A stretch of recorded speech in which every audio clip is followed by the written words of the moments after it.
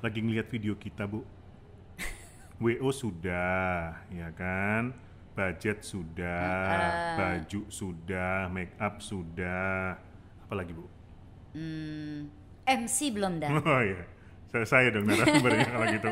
Kan jangan pernah menghadirkan orang lain.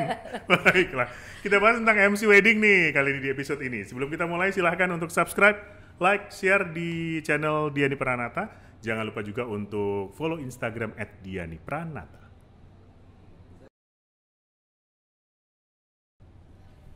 Terus ngapain, Bu? Bu Diani nanya dong, kan saya narasumber. Sebentar, saya mau nanya. Sebenarnya yang butuh MC itu hanya resepsi atau sebelumnya juga butuh? Akad kan biasanya butuh nih, ada. Butuh. Kalau pemberkatan? Butuh dong. Oh, butuh MC juga? Oh, Kalau ibu bilang nggak butuh MC, kamu nggak ada kerjaan nanti. biasanya sih jarang yang pemberkatan. Mulai sekarang saya akan jual paket berarti. Saya bisa MC pemberkatan Loh. loh. Kok jadi aji mumpung sih? Ada Jadi balik-balik. sebenarnya pemberkatan butuh. Kemudian ada tipai. Ya. Itu juga butuh. Akad butuh. Akad butuh, apalagi resepsi. Apalagi resepsi, Jadi ya. MC itu kan dari sesuai dengan singkatannya tuh Master of Ceremony. Jadi Master of Ceremony, acara itu, master dari acara itu, sebuah acara. Jadi memang dibutuhkan. Nggak mungkin yang jadi MC mempelainya sendiri Jangan gitu. dong. Ya makanya apalagi orang tuanya gitu kan nggak mungkin. Ya, Jadi ya, harus ada yang memang menjadi tuan atas acara itu, the master of ceremony. Jadi seorang MC itu memang, kalau saya nih belajar dari almarhum Om Kris Biantoro ya, saya banyak belajar sih dari beliau terus terang. Ya jadi seorang MC itu benar-benar harus menguasai acara. Karena acara itu kadang-kadang ada yang smooth tapi ada yang di luar skenario Ya, kan. ya, Maka ya. kalau MC-nya tidak menguasai acara, dia akan sulit untuk improvisasinya bagaimana. Yang kadang sering terjadi adalah ketika dia mendapatkan diminta untuk MC gitu, ada beberapa klien yang juga mengatakan bahwa MC sekaligus WO. Jadi nggak ada WO-nya, terus saya disuruh ngatur acaranya gitu. Kalau menurut saya sih nggak bisa. Lucu, Bisa. Iya, jadi WO sendiri, MC sendiri. Jadi gini, bisa aja seorang MC itu punya tim WO. Yes. Tapi kalau saat itu menjadi MC dan harus sebagai WO-nya juga nggak bisa, nggak mungkin.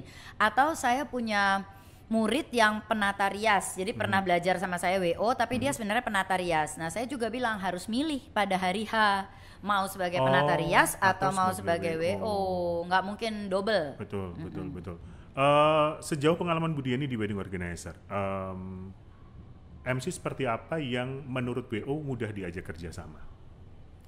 Ya kalau saya juga, dan karena saya belajar dari sekali lagi almarhum Pak Kris Biantoro yang sangat saya hormati, dan saya merasa bahwa beliau tuh memang panutan lah kayaknya ya, Betul. sebagai para MC, dari para MC, dan sangat profesional. Jadi MC apa yang bisa paling enak diajak kerjasama kalau kata Om Kris adalah harus ikut technical meeting. Setuju. Sering sekali sekarang MC cuma memberikan manajernya yang technical meeting. Harusnya MC-nya hadir.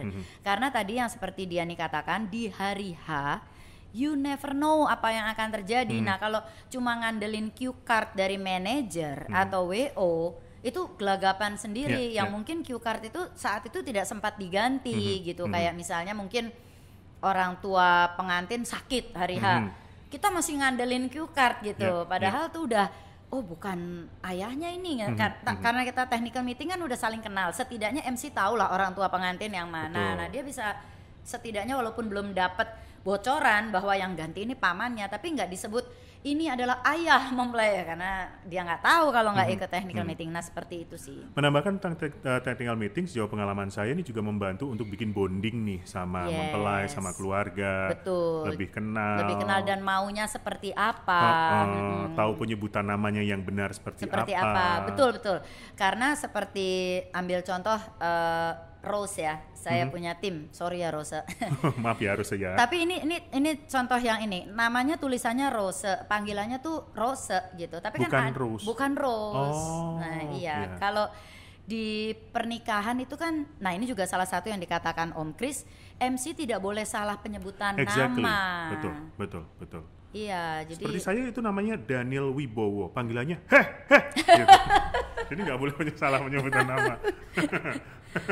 kan Daniel Wibowo bisa aja kalau misalnya namanya itu ya MC-nya bilang Daniel. Oh iya, bisa. Marah loh pengantin, saya Daniel bukan Daniel. Betul. Jadi memang harus dicari tahu penyebutan namanya yang benar di keluarga, itu krusial. Oke. Lalu ada lagi nih Oh, ada tipsnya. lagi, sebentar. Saya baru mau nanya. Ini nanti Daniel boleh menambahkan ya, karena yang MC itu siapa ya? Kok jadi ibu yang nambahin. Tapi saya sebagai WO merasa juga sangat terbantu dengan MC yang benar-benar tahu perannya sebagai MC. Jadi gini, kalau lagi bertugas itu sebaiknya ya tidak makan lah. Kalau minum boleh. Tapi kalau makan, kami sebagai WO tuh sering keteteran. Jadi di wedding itu kan nggak bisa diprediksi nih. Memang waktunya sudah ada. Misalnya jam 7 pengantin masuk. 7.15 misalnya toast atau apa. Tapi kan tidak bisa diprediksi. Paling yang nggak bisa diprediksi kalau zaman dulu sebelum pandemi ya. Pemotongan kue itu kan pokoknya setelah tamu-tamu mulai reda memberi ucapan selamat, kita selingi pemotongan kue ya. Kenapa? Karena kalau semuanya ditaruh di depan kan penuh, takutnya kepanjangan.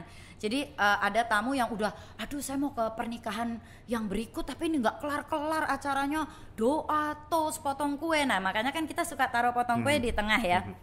Nah tapi kalau MC-nya makan, itu keburu barisannya padat lagi gitu, dan itu saya alami gitu. Jadi barisan salaman kan harusnya kalau saat sudah mulai agak reda, nah kita kan kasih kode ke MC langsung cut acara potong kue. Tapi waktu itu pernah kejadian kami udah mulai agak reda, nyari MC-nya nggak ada, lagi makan. Udah keburu orang ngantri lagi ucapan selamat. Itu gitu. saya itu Bu, saya pesen gado-gado di seberang gedung Bu. Enggak. Anak saya ini profesional loh, langsung di endorse loh ya, kacau. Mari silakan.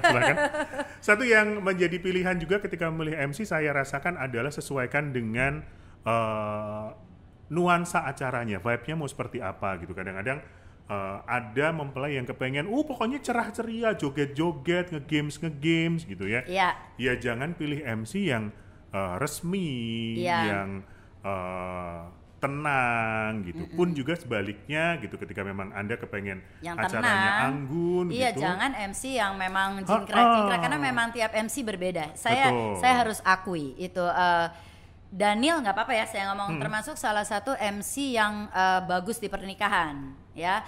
Ada MC yang memang khusus untuk 17-an atau prom night yang lebih heboh gitu. Nah itu karena setiap orang gayanya beda-beda gitu. Jadi nggak, sekali lagi tidak ada salah tidak ada benar, tapi kalian sebagai calon pengantin maunya apa? Pestanya mau seperti apa? Kan pengantin kita dan yang Januari, inget nggak yang dia bilang saya jangan dikerjain ya sama sekali ya, saya akan marah loh. Tapi ada MC yang nggak tahan kan, maksudnya memang kalau lagi sekarang kurang mesra diulang lagi, nah itu ada pengantin yang nggak suka.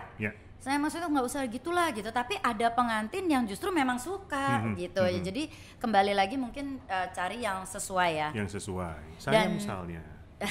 Dan cara tahu yang sesuai gimana, Dan? Melihat penampilan sebelumnya. Iya, biasanya saya sarankan kalau memang mau ke pernikahan, ke teman-teman yang mau menikah gitu, sering-sering datang ke resepsi gitu, dan kalau memang ada MC yang cocok, ngobrol lah. Atau sekarang sangat dibantu dengan media sosial nih gitu ya. Instagram apa, dan biasanya para MC memang menyertakan video penampilan mereka di situ gitu. Jadi jangan lihat Instagram foto ya maksudnya video. Yang video, karena kalau MC itu lebih baik ininya penampilan, bukan penampilan fisik foto, tapi dalam meng-MC itu bagaimana gayanya. Betul. Maksudnya. Dan kalau kemarin teman-teman ingat, sahabat Diani ingat, di WO ada rekomendasi. Kalau saran saya jangan hanya berhenti di rekomendasi untuk MC nih, tapi juga itu tadi sampai ke nonton penampilannya. Karena kadang-kadang selera orang kan beda-beda ya gitu ya. Menurutku MC ini bagus loh, ini itu begitu.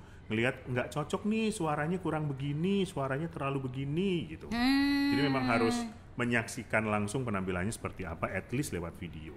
Jadi cara memilih MC itu tadi yang pertama kan harus cocok-cocokan. Cocok-cocokan. Lalu kedua ada rekomendasi, tapi kata Daniel jangan berhenti di rekomendasi, harus lihat. Betul, yang lihat ketiga videonya. Lihat penampilan MC tersebut. Dan dari Diani tadi kembali menyambung yang kalau MC bertugas tuh jangan makan, kalau minum boleh, tapi kalau makan jangan. Tadi saya udah kasih alasannya ya, sulit buat kami para WO untuk ngatur waktu kalau MC-nya makan. Itu saya ingin katakan berlaku untuk semua sih, Dan. Semua yang sedang bekerja di pesta pernikahan termasuk WO. WO tidak boleh makan, WO profesional tidak makan di pesta pernikahannya. Tapi itu sebabnya kita selalu dikasih makanan sebelum acara, kan. Pada jam 5 sore atau jam setengah 6 tuh memang kami yang bertugas di pesta pernikahan tuh biasanya makan terlebih dahulu. Biasanya nasi bok warna kuning ya, Bu? Tapi nggak usah sebut brand ya, tapi kita kayaknya udah hafal gitu ya. Nah, itu tujuannya supaya waktu acara kita bertugas, tidak makan. Minum boleh, karena minum tuh cepat, tapi kalau makan jangan. Nanti kapan mau makan lagi? Kalau pesta udah selesai sama sekali, ya kan? Tamu-tamu sudah pulang, biasanya ya kita suka duduk dengan pengantin, ngobrol, makan. Tapi itu nanti. Tapi kan sebagai profesional tidak boleh di pestanya. Menyambung tentang hari H, selain tidak boleh makan, saya menyarankan untuk teman-teman bisa punya waktu gladi dengan MC-nya. Oh ya. Gitu. Jadi sebelum acara gladi gitu resik, ya, atau H-1 misalnya, itu akan membantu semua pihak untuk tahu saya harus berdiri di mana, MC-nya harus ngomong apa. Setelah pindah ke sini berpindah ke sana gitu, itu akan sangat dibantu di dalam gladi. Karena kadang-kadang kalau cuma cerita begini, hari-harinya bingung, dia masih nggak kebayang ya. Aku harus geraknya tangan kanan, tangan kiri gitu. Jadi gladi sangat membantu bagi kedua belah pihak, bagi WO sendiri bisa menjelaskan, mempelai jelas, kami sebagai MC juga tahu, ini yang terjadi seperti ini. Langkahnya harus secepat apa dan sebagainya, akan terbantu di gladi. Luangkan waktu untuk gladi. Gitu. Langkah karena waktu di gladi itu ada musiknya ya. Udah ya. Biasanya kan terus seberapa cepat sampai sini kira-kira. Entertainment juga terbantu. Laguku sampai segini nih. Gitu. Itu akan terbantu di gladi. Luangkan waktu untuk itu. Gitu. Apalagi ya, Bu? Itu aja deh, nggak usah banyak-banyak. Sesuaikan budget. Nah, yang Anda bayar bukan hanya waktu kami di panggung, tapi pengalaman kami selama ini bisa sampai di sini. WO kan juga begitu kan? Iya. Ya kan? Disesuaikan budget. Saya adalah MC berkualitas, harga terjangkau. Langsung gitu ya. Jualan. Itu dia. Ada tambahan lagi, Dan? Sudah deh, itu dia yang pasti cocok-cocokan, ngobrol ya, itu akan membantu untuk teman-teman bisa menemukan MC yang cocok sesuai dengan nuansanya dan lihat penampilan sebelumnya. Jadi bukan sekedar rekomendasi, lihat penampilan MC tersebut. Udah ya, lengkap ya, Bu ya? Iya.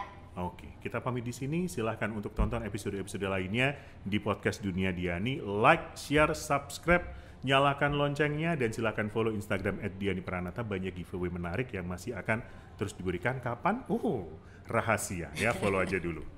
Iya, dan terima kasih juga untuk sponsor kami, studiodreamers.id, berkolaborasi dengan Hub Life. Daniel Wibowo, Diani Pranata pamit. Sampai jumpa.